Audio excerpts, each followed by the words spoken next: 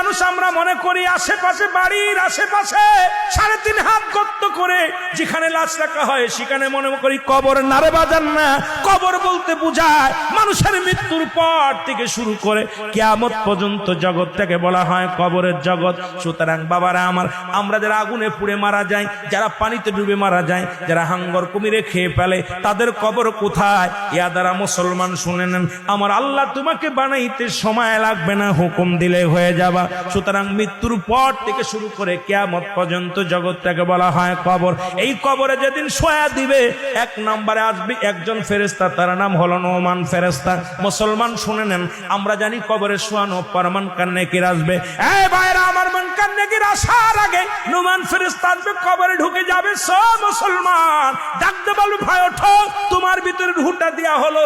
আজরাইল আলাইহিস সালাম রূহটা বাইর করেছে, আমার আল্লাহ তোমাকে জানটা দিয়েছিল, এটা কবজ করেছে। এখন আমি তোমার দুজন কেরামন কাতিবিন, দুপাশে দুজন ফেরেশতা ছিল, তারা তোমার আমলনামাটা লিখে রাখছে, ভালো মন্দ সব লিখে রাখছে। এখন তোমার হিসাব হবে, 2টা কাগজ থাকবে নোমান ফেরেশতার হাতের মধ্যে, একটা হলো নেকির কাগজ, একটা হলো বদির কাগজ। এইবার হাতের মধ্যে দিবে, ভাইরে তুমি লেখো, এই তোমার আমলনামাটা লেখো। বলবে আমি লিখবো কেমনে, আমার কাছে তো কোনো কলম নাই। ডাকতে বলে, বান্দারে তোমার কলম হলো ডান হাতের শাহাদাত আঙ্গুল মোবারক। এই মুসলমান এই আঙ্গুলটার বড় দাম। এরে আমরা হলে সুন্নাতুল জামাতের যারা মুসলমান আশিকেরা, শোনো, এই আঙ্গুলের মাথায় চুন জড়ায়ও না। এই আঙ্গুল দিয়ে আমার নবী চন্ডকে দিয়ে খণ্ডিত করেছে। এই আঙ্গুলের বড় দাম। এই কবরের ভিতরে তোমার আমলনামাটা তোমার এই আঙ্গুল দিয়া লেখা লাগবে। বাবার এই আঙ্গুলটার মর্যাদা তোমরা রক্ষা করবা। জোরে জোরে চিল্লায় বলো ঠিক কিনা। এবার ফেরেশতা ডাকতে, নোমান ফেরেশতা ডাকতে বলবে, এ বান্দা, এই ডান হাতের শাহাদাত আঙ্গুল মোবারক হলো তোমার কলম। বান্দা বলবে, আমি কলম পাইলাম, কালি তো নাই। বলবে, কালি তোমার মুখের থুতু মুবারক। জোরে বল আল্লাহু আকবার। এই মুখের থুতু মুবারক তোমার কালি। আমি আপনাদের 2টি পায়ে ধরে বলে যাই, এই মুখ দিয়ে গাজায় টান দিস না, এই মুখ দিয়ে মদে টান দিস না, এই মুখ দিয়ে বিড়ি সিগারেট খাস না, এই মুখ দিয়ে কাউকে গালি দিস না।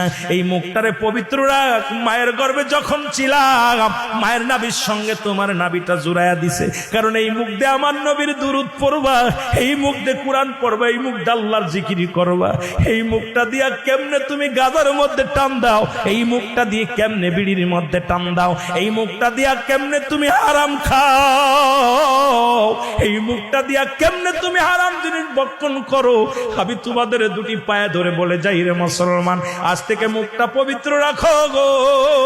এই মুখের থুতু মুবারক হবে তোমার কালি।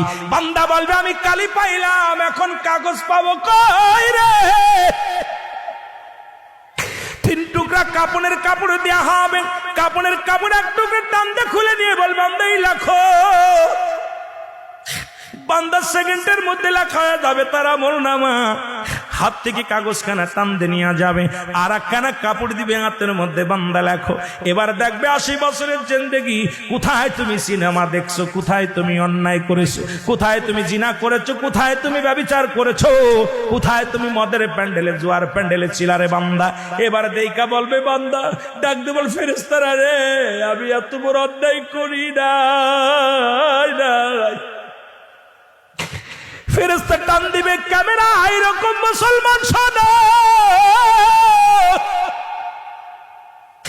এই ভিডিও প্যালেস কোন মাসে, কোন তারিখে, কোন বছরে, কত সময়, কত টাইম, কত মিনিট, কত সেকেন্ড, তোমার অন্যায়টা ভিডিও সামনে হাজির হয়ে যাবে। বান্দা পলানোর মতো ক্ষমতা থাকবে না।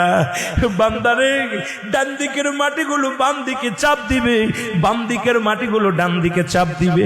এই ডান পাশের হাড্ডিগুলো বাম দিকে চলে যাবে, বাম দিকের হাড্ডিগুলো ডান দিকে চলে যাবে। এই কবরের ভিতরে এই নুমান মুসলমান শোনো, ফেরেশতা তোমাকে আঘাত করবে।